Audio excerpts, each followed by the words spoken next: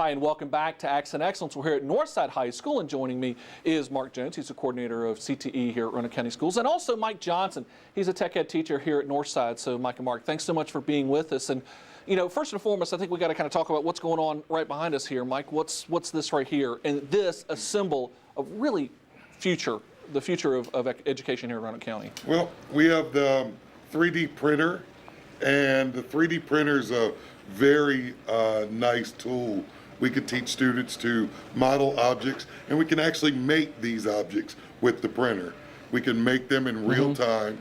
Students can create, they can model, we can draw in 3D in our 3D modeling software, and we can bring it over and actually make a full prototype object, and I'm sure we're going to talk. Yeah, some of the, things like we're just talking about right here, and this is not just a static, hard, just simple, piece like, maybe this little design here that's not functioning. I mean, this thing, it moves. Absolutely. And it's all done in the printer. Absolutely. The printer can print, it prints with layers. So the printer can print to 0.2 of a millimeter in precision. So we can print so small that we can print a ball bearing track with the ball bearings inside it, and it prints it all and builds it up a layer at a time. Yeah, so literally no assembly required. I mean, it all comes pre-assembled. Talking though about the educational side of this, before having tools like this, students could design it, but that's as far as it went. Absolutely. We could model it on a computer. We could even turn it around and look at it. But we couldn't get hands-on. We couldn't get relationships. It's very difficult because you can zoom in and out on a 3D model and make it any size you want it. But to get a real relationship with that thing that we've drawn on this screen, and to be able to take that and make a model, we've got somewhere how we've gone from drawing on paper and pencil to drawing into 3D models to actually producing a part from the 3D printer, all right here in a classroom setting. And Mark, this is not just a feature here at Northside. This type of technology is making its way all across the school system. Yes, we've actually placed a 3D printer in all the middle and high schools in the tech ed departments. It goes along with sort of the renewing of the tech ed curriculum that we're doing, especially in the middle school. We're looking at how we can integrate that more into the high school and more into the STEM that they're learning in the elementary schools, so we can carry their education straight from elementary all the way through high school and beyond, sort of on a STEM pathway where they can design and problem solve and create things in real time and actually physically hold the object. Yeah, and see, that's the thing that I think is the most fascinating about this is the ability that if, like this crescent wrench here, and it actually moves, if you need a tool, you don't have to run out and go find one, just make it. Right.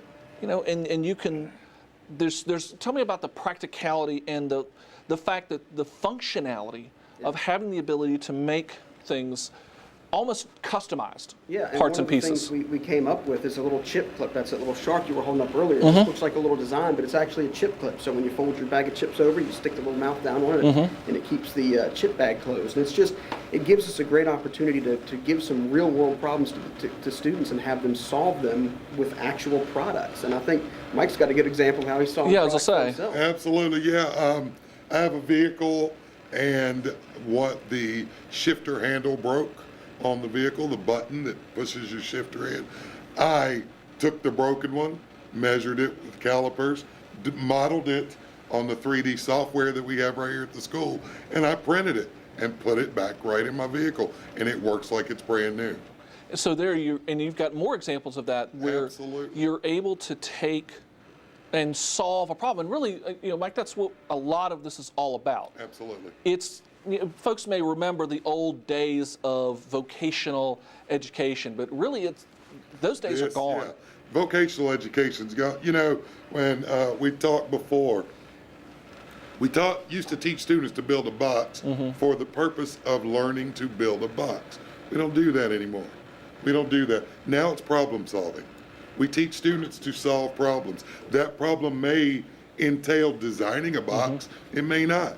It may entail each student designing a different box or a different solution for this same problem. And so, and I think therein lies really, Mark, the educational piece of this is that there's really not one solution to a problem. There's an infinite number of solutions, and then the learning comes in, how did Johnny solve this problem versus Mary versus James? Well, and the great thing about the 3D printer is now we can physically test it. Another example over at one of our other high schools, they were having a problem with the internet connections that were actually built into the floor, and kids were kicking the internet connections and breaking the little internet connectors off. So one of the projects we proposed is to let the students design a cover that fits over top of these that protects them from being broken. And this way the kids can not only design a product to fix that, but they can actually print it out and put it on the floor and see if it actually protects the cords or not. So it's not just a matter of solving the problems now, it's a matter of actually taking it the next step and physically testing the product to make sure that it works like you want. And really kind of looking at next step beyond high school. Absolutely. This is something that is fairly new. Yes. What advantages does having this type of technology and other pieces like it for our tech ed and really all of our students as they enter college or the workforce or beyond? Well, a lot of people are actually using 3D printers as part of their business model. There's a lot of companies out there that are making some obscure parts. I know Jay Leno bought one because he needs to build parts just like Mike did for cars that are no longer in production. He can actually take a part that's broken off of one of his cars and print a replacement for it. And there's a lot of people that are springing up, companies that are springing up with a sort of spirit of entrepreneurship and creating parts with their 3D printers to solve problems that people have in the real world and make money off of it. So this is something that kids could take beyond high school and actually integrate into maybe future plans for business. And so Mike, this is something that really, for students who have an interest in design, be it architectural, engineering, anything along those lines, this kind of opportunity is a real boost for them as they're looking for their future career.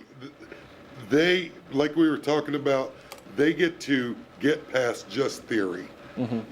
We've always taught theory. Theoretically, you could do this or you could do that.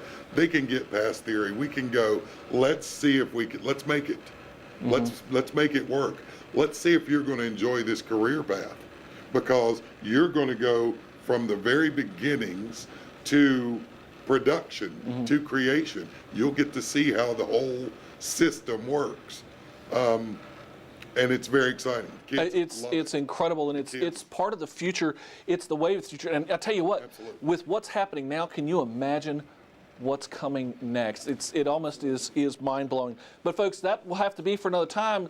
Mike and Mark, thanks so much for being with us. And folks, stay right there because, hey, we're going to roll ahead with more Accent Excellence still to come.